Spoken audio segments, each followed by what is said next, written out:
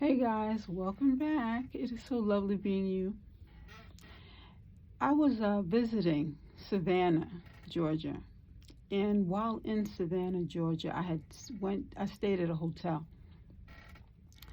and so many things were happening at this hotel, and I noticed how people were trying to, the people at the front desk, people they brought a tour into the lobby, and then they pulled them outside. They didn't let them stay in too long, and they were talking about haunted environments, and it really made me think, you know, sometimes we have people who will say they saw something and they can't quite explain what they saw, or maybe they won't explain what they saw because nobody wants to be looked at as crazy. Because usually when something is unbelievable, people usually go back to, you must be crazy because that couldn't happen. It's almost like you are looking at your phone or you're looking at a computer, and all of a sudden you see a thumbs up come up in the corner, and you're like, that couldn't. I must have missaw that because that's not possible. All the hacking that goes on, all these different things that people do to get your attention, you know. But it's not always just a person seeking attention. Right now there's a house, and people there's very interesting things happening at this house. Lights are turning on and off. You hear the door slam and nobody's in that room.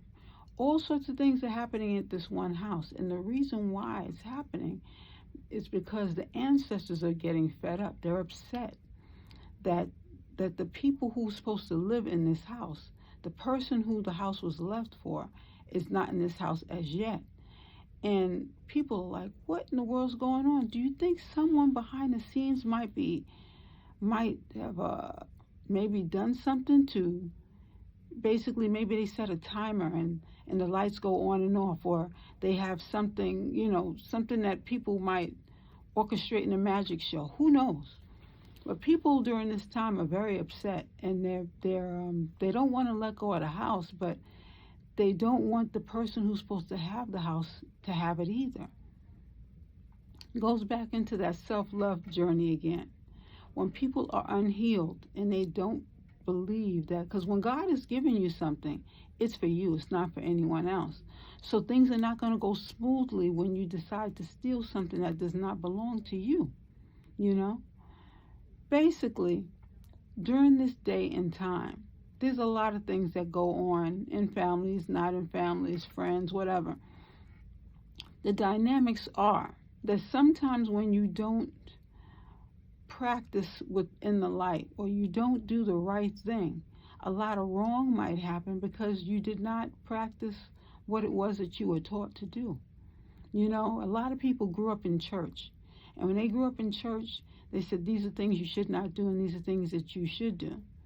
Sometimes people get it mixed up, or maybe they decide that they want to do these things because they stand to gain.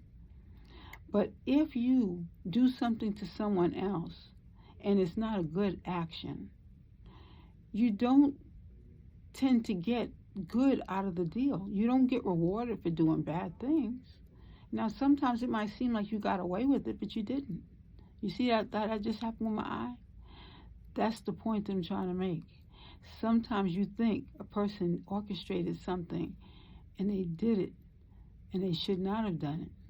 Or perhaps maybe it could be an act of God. We are going to find out during these coming days, when we start looking at the news, when we start observing, we're going to begin to see people showing their true colors. Because they can't be anything that they're not. They have to act in the way in which either they were taught, or basically it's going to come to the surface because the truth is the light. And when the light comes out, you can see all those roaches that were, walking around in the dark.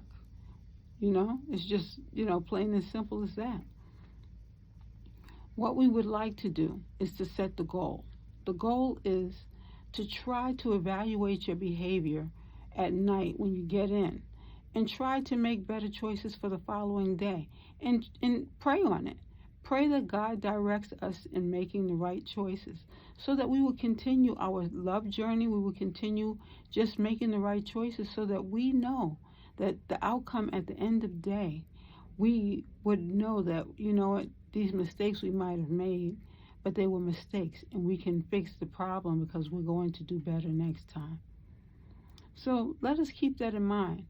Now, of course, I started off talking about a haunted house.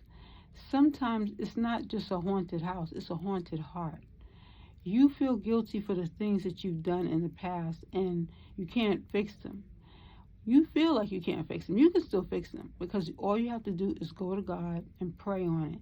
Have the conversation with God, and He will direct you on what it is that you're supposed to be doing. You know, nothing is, I can't say that, but basically, you have to forgive yourself because sometimes people don't know how to forgive themselves. They're very hard on themselves. The world is already hard enough on you. So if you're going to be hard on yourself too, then what happens to you? In order for us to live a more balanced life, we're going to have to work at loving ourselves and not being as hard on ourselves, okay? So that's been my word. It's so lovely being you.